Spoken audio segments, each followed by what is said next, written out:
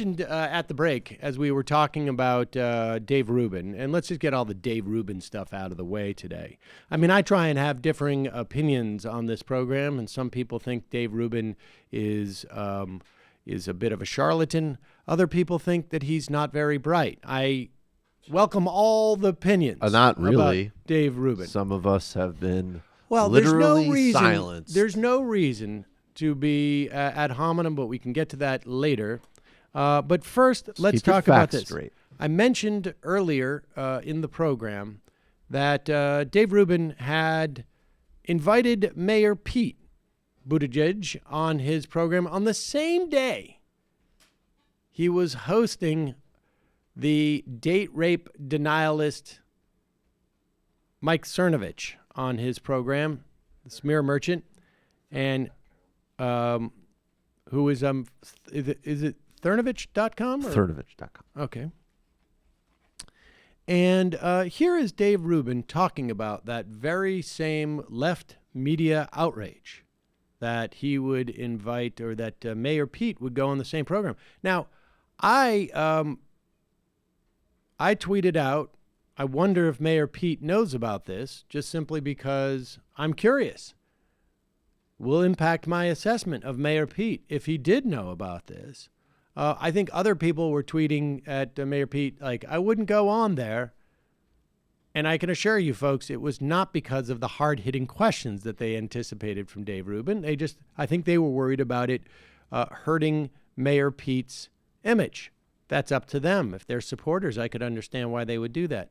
But here is Dave Rubin and date rape denialist Mike Cernovich discussing it.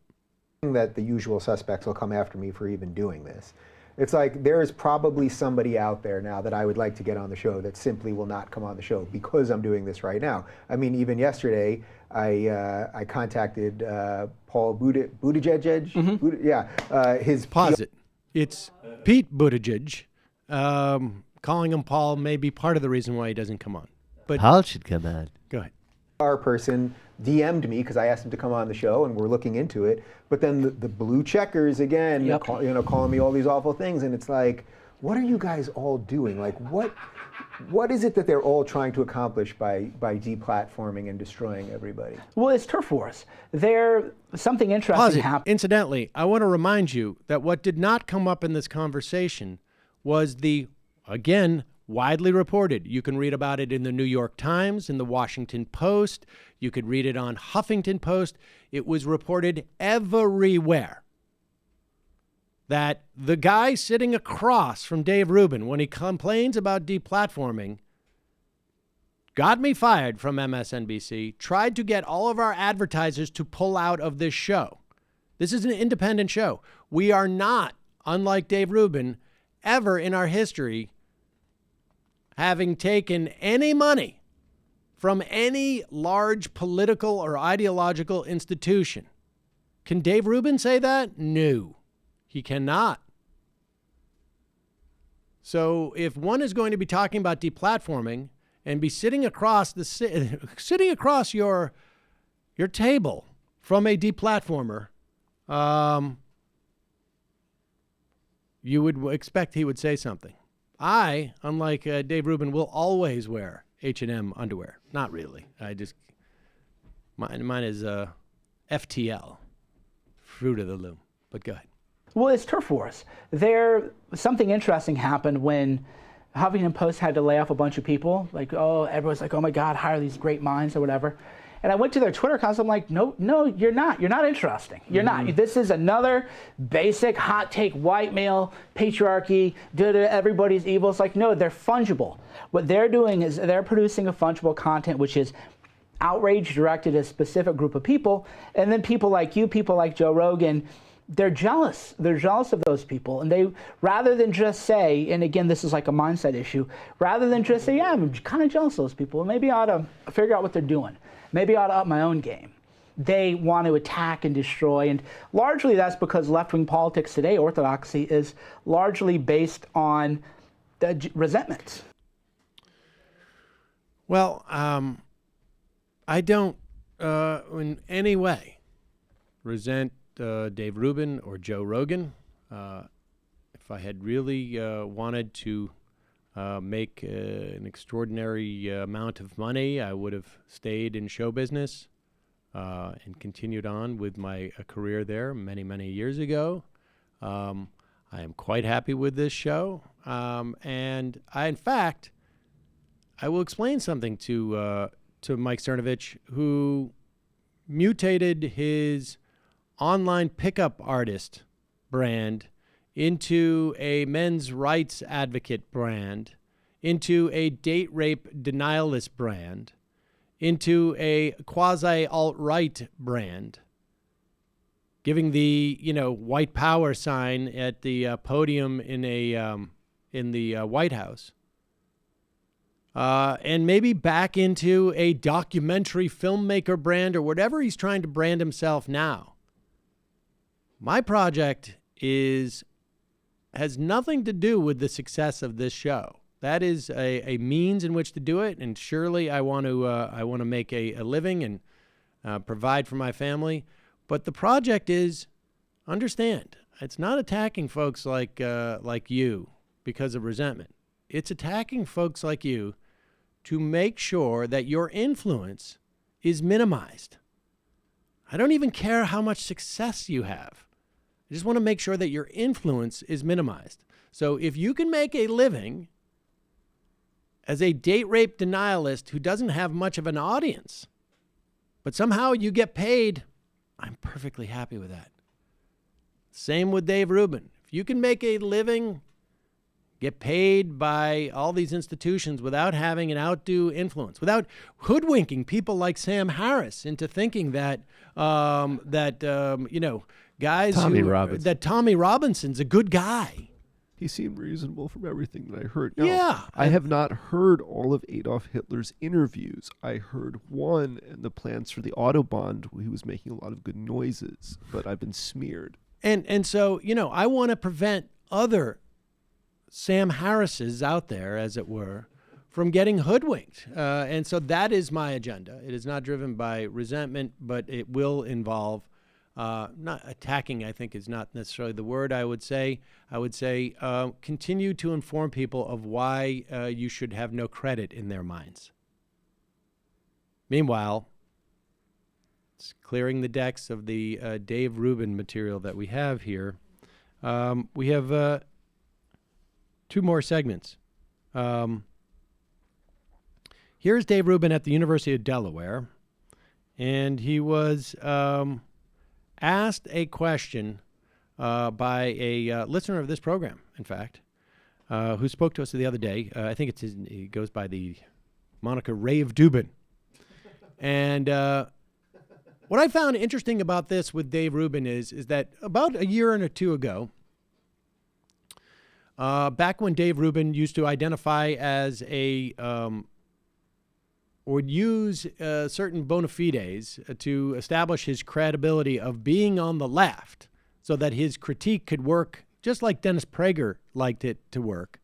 He would say, of course, he would cite his identity as being a gay man who was married as proof that he was of the left, which is, I guess, identity politics. I'm not sure how it's defined with him. And then he would also say, I'm also against the death penalty, and I am pro-choice, although that seems to be wavering now. He seems to, at the very least, feel obligated to say that I'm reluctant pro-choice because he knows who is buttering his bread, so to speak, his toast. And he used to say that he was a single-payer supporter. Now, he simultaneously said he was for smaller government. And when people started pointing out, we here at the Majority Report, one of those entities that pointed it out, that to be for single payer means that you are for a larger government. That is the way that we define larger government. Now, I'm not for large government or small government. I'm for a government that provides for its people some basic necessities. One of those is healthcare. And so he since stopped calling himself a supporter of single payer. But what's interesting is never, it appears, in the time that he was a supporter of single payer, nor as a former supporter of single payer has he taken the time to figure out, even remotely speaking, what single payer means. And here is the proof. So I used to say that I was for single payer. Single payer meaning that there was competition within the marketplace, but that then the government sort of facilitated and worked around that. So there could be some subsidies. The government could figure out how to work with all the private companies. In principle... Pause it. Am I allowed to No, wait a speak and second. be Wait a platformed? second. Wait a second. I just want to be clear here. All right. What he is describing is the marketplace for insurance as it stood prior to Obamacare. That was the government sort of works around and allows the private market to, that's called regulation and creating markets. And every state has regulators and there is some federal regulation. Arguably, what he's describing is also Obamacare, which creates small exchanges only for people who don't get insurance in other ways. And the government subsidizes that for people who make anywhere from 133% of poverty to 400% of poverty. And there was also, according with Obamacare, an expansion from 100% poverty to 133% poverty of an expansion of Medicaid in those states that allowed for it. Single payer is none of those things. Now, he goes on to continue to show that he doesn't know what he's talking about in terms of single payer. Just a little bit. Private companies. In principle, I'm for that because that to me strikes me as, I would say that's a very classical liberal position, that you allow competition and that the government has a light touch on how to facilitate everything. The reason I'm struggling to say that now is because if you listen to what the Democratic candidates are saying, I mean, I'm not making this up, this is what they're saying, from Bernie to Elizabeth Warren to almost all of them now. They're saying not only is it going to be Medicare for all, but they're going to literally stop private companies from being able to be in the marketplace. That I would be completely against. The idea that the government would be the sole provider. Really think about it this way. If you had any problem... Okay, I want you to really think about this. The government as the sole provider of health insurance would be like almost like having one payer for medical stuff. That would be like having a single payer for medical insurance, like a single payer. Can you imagine that? Now, One payer. We should a be singular clear. payer. Just to correct him, all of the candidates now at this point have said there'll be some role for private insurance. It'll be very limited, but there'll be some role for private insurance in the healthcare market. But it's as if you have a single payer paying it. Now, I want to allow for a difference of opinion as to what Dave Rubin, what the issue there was. Well, first some clarifications and ground rules. Can one of those opinions be that he's dim without being silenced? No, you cannot say, and I have said this, Michael, and I don't want to have to reprimand you on air because we exchange ideas here. You could say the idea that he has about single payer is dim. Well, look, I'm only interested in talking about policy, not people. You could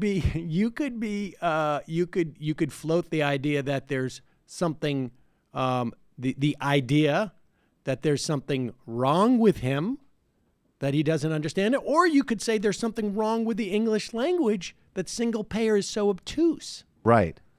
I think that especially with the brain in recovery mode from so many high-level ideas like declining white birth rates, whatever else, that how difficult the terminology of single payer is unfair to Dave.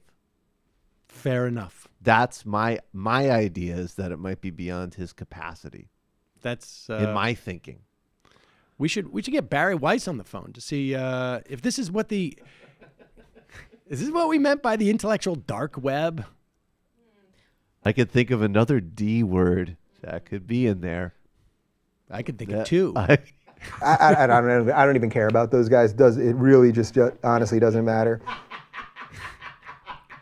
And of course, there was the requisite ask, will you be debating Sam Seder? Let's just play that, tag it on at the end there. And of course, his refusal, because all we do is talk about how his ideas are lacking.